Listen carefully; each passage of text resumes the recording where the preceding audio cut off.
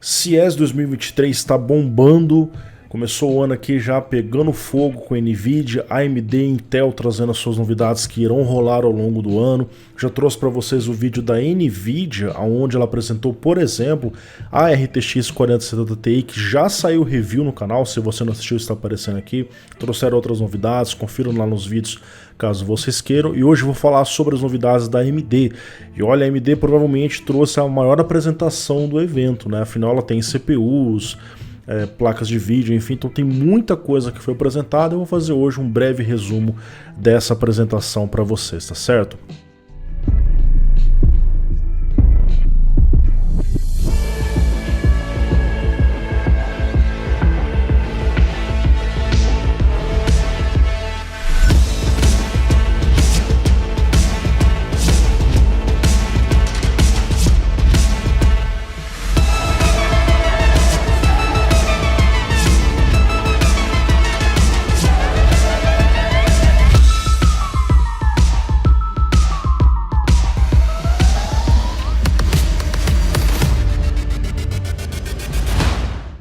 Começando aqui, é claro, com os Ryzen 7000 X3D, basicamente cumprindo a promessa que a AMD havia dito, aonde após um tempo ela iria trazer novas versões com o cache 3D vertical, assim como foi o seu antecessor, o 5800X 3D, que fez um tremendo sucesso, ganhava em relação ao CPU de 12ª geração e até hoje dá trabalho para a 13ª, para os próprios Ryzen 7000, e agora a AMD traz e afirma que ela vai vencer o desempenho do 13900K e do 13900KS, que é uma versão que vem com 6 GHz, tá? Essencialmente a ideia é a mesma, é você fazer o empilhamento de cache 3D em cima do CCD, que é o grupo de núcleos. Então você já tem ali um cache nativo de 32 MB L3. Quando você empilha esse cache extra, o CPU fica com um cache L3 gigantesco e isso fica de uma forma transparente, então o processador enxerga os 96 MB ali diretamente no seu L3, tá?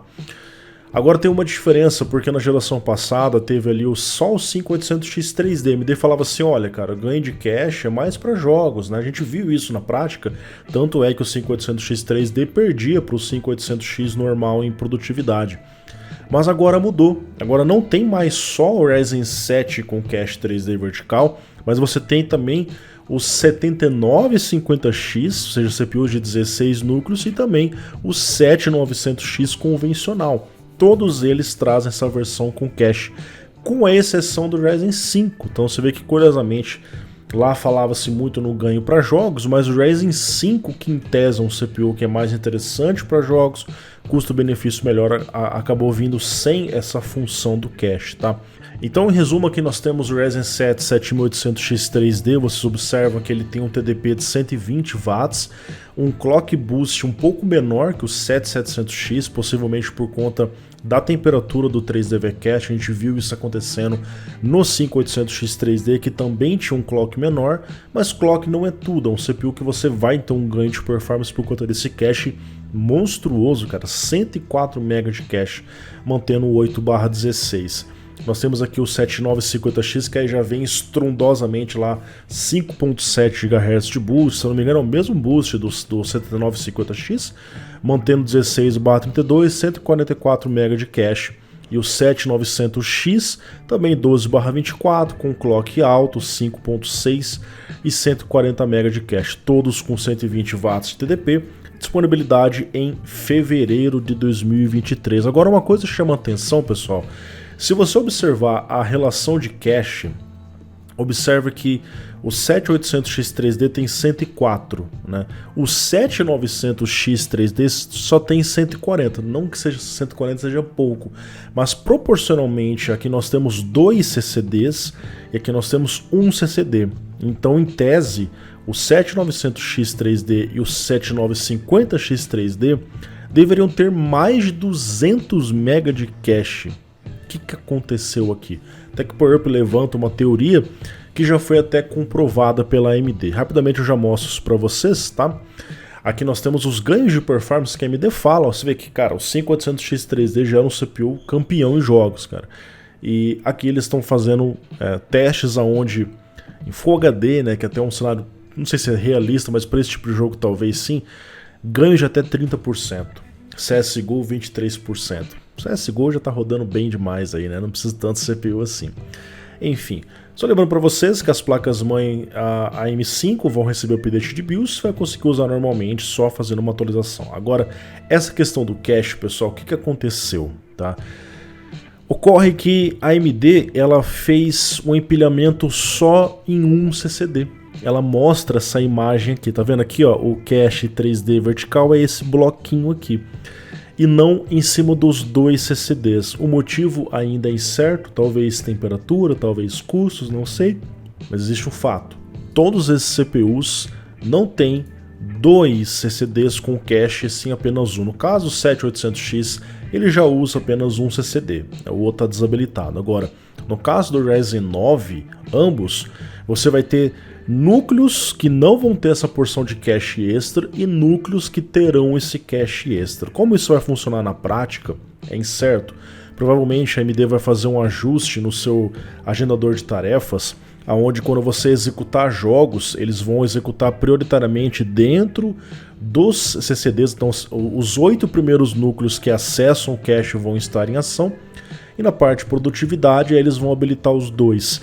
Agora, como é que vai ficar a estabilidade, a performance disso, né, com diferentes níveis de cache para cada um dos núcleos é incerto, precisamos esperar os testes, mas isso é um fato, tá? Apenas um CCD recebeu esse bloco, por isso que a gente observou uma quantidade de cache menor, certo?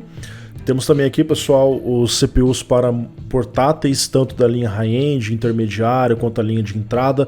Esse é um dos focos da CES, onde a AMD apresenta então a linha Dragon Range, com CPUs de até 16 núcleos. Basicamente eles pegaram os Ryzen 7000 desktop e portaram para um formato soldado na placa-mãe, né, sem o IHS, enfim. Chama atenção o fato de você ter então o Zen 4, 5 nanômetros, mas principalmente 16 núcleos, 5.4 GHz em notebook, olha só isso daqui, cara, 55 watts de TDP. Impressionante, tudo bem, tem um mais aqui que ele pode consumir um pouquinho a mais, tá? Mas é uma especificação muito robusta para um TDP tão baixo. Nós vemos aqui os ganhos de performance, comparando o 6900HX contra esse 7945HX, chega a dar 62% em League of Legends, CSGO 41%, Far Cry 29%. Também mostram ganhos no Cinebench, assim como as pessoas gostam de testar. E resume aqui mostrando alguns desses notebooks, disponibilidade dos primeiros notebooks a partir de fevereiro de 2023 e os 4 CPUs.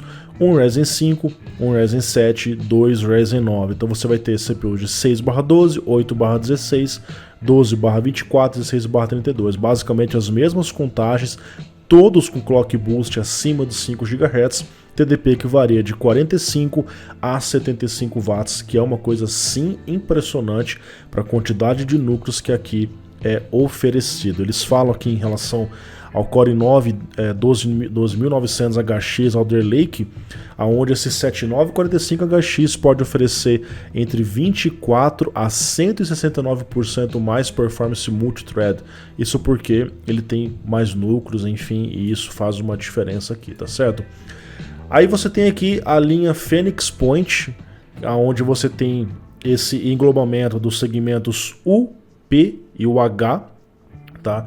Além de algumas Hs, né? Não são todas porque a H acabou sendo focada aqui, mas chama atenção, a Phoenix Point já tinha aparecido em rumores, o fato de você ter gráficos integrados, e não é RDNA 2, meu amigo, sabe que gráfico está aqui? RDNA 3. A mesma arquitetura que equipa uma 7900 XTX, 7900 XT, que já tem inclusive review aqui no canal. Então basicamente a gente mantém Zen 4, 4 nanômetros, porém com gráficos integrados, cara, coisa que não tinha ali. Além de uma arquitetura de inteligência artificial XDNA, depois daquela aquisição da Xilinx que a AMD fez ali, se eu não me engano, no ano passado, tá certo? Aqui eles falam que há o suporte então até 12 Compute Units, que dá 768 Stream Processors. Você vê que os Ryzen 7000 desktop tem 2 Compute Units de RDNA 2 e já rodou vários jogos. Tem um vídeo aqui no canal, se vocês quiserem ver. Imagine 12 Compute Units com RDNA 3, que é uma arquitetura mais rápida, cara. Acredito que isso aqui vai estar no nível de desempenho de uma placa de vídeo dedicada aí intermediária, cara. Talvez uma 1650, 1650 Super. Precisamos ver na prática depois, mas, cara, isso aqui vai ser rápido, hein? Isso aqui vai ser rápido, tá? Temos também ali gráficos dedicados para notebooks, assim como tem ali as placas de vídeo para desktops. Eles também lançaram aqui novas versões e já trazendo RDNA 3. Essencialmente é a série 7600M e 7600S, que se difere ali por ter um TDP, um consumo de energia um pouco menor. Então aqui você tinha visto 12 Compute Units, aqui você já tem 32 Compute Units, então já é um negócio de um outro patamar. E a 7600M com 28 Compute Units. Chama atenção o fato desse line-up oferecer 8 GB de memória, então um upgrade em relação à geração passada, que você tinha 4 GB de memória ali na linha 6550, 6450, 6550S, agora você parte para 8 GB de memória com RDNA 3, que é o novo gráfico, tá? Então, essencialmente, eles mostram aqui um pouco do nível de desempenho com o suporte a encode e decode AV1, que é uma das características de RDNA 3, tá? Com novas tecnologias, porém eles decidiram trazer as GPUs em 6 nanômetros, né? Já no formato monolítico convencional, ao invés do design MCM que eles haviam feito nas RDNA 3 de desktop. Mostra os ganhos de performance em relação a 3060, onde a 7600M XT oferece na maioria dos jogos um bom salto de desempenho em relação a ela, e a versão 7000S, como eu disse para vocês, traz as mesmas configurações. Então você vai ter 32 Compute Units ou 28, e a diferença aqui é o TDP, que é um pouco menor, tá certo? Bom, temos aqui também, pessoal, os novos Ryzen 7000 para desktop sem o X, CPUs mais baratos, com TDP reduzido. Esses CPUs estavam fazendo falta e provavelmente vão ajudar a impulsionar a venda dessa plataforma, porque vai trazer ofertas mais baixas para compensar um pouco a questão do DDR5, que ainda é mais caro, tá? Essencialmente, então, nós temos o Ryzen 9 7900, que tem a mesma contagem de núcleos, 12/24, né? Mas agora traz um TDP reduzido e um Cooler Box incluso. Se eles incluem o Cooler Box, significa que deve funcionar com o Cooler Box. Então, você tem aqui um CPU que deve performar muito bem, e você em tese não precisa gastar com um cooler, o que vai ajudar nos custos também, mantendo ainda um clock boost bastante alto de 5.4 GHz, 7700 da mesma forma, 8/16, 5.3 GHz, então reduz um pouquinho, continuam sendo CPUs desbloqueados para overclock, a AMD não faz essa diferenciação, TDP 65 watts, com o mesmo cooler, e o 7600 já vem com aquele cooler mais básico, o Wraith Stealth, né, que é um cooler low profile, mantendo 6/12, 5.1, esse aqui provavelmente vai ser um dos kings do custo-benefício, tá? Eles falam aqui sobre o Precision Boost Overdrive, que você vai conseguir liberar o clock até 35% de performance caso você faça isso, tá? E mostra um pouco dos ganhos de performance. Então ali você pega o 7900 vencendo bem em game, em parte de criação em relação ao 5900X, observe que está comprando o X contra o 7900, o 7700 também vencendo bem o 5800X, da mesma forma que o 7600 impulsiona bastante em relação ao 5600X, especialmente em multitarefa. Em jogos CSGO não muda muito, Borderlands não muda muito, mas tem jogos que você consegue algum ganho de performance sim, ok? E aí, pessoal, os fabricantes têm começado a lançar as BIOS compatíveis com esses novos CPUs, tanto os CPUs com menos TDP, sem o X, quanto os novos CPUs com cache 3D vertical.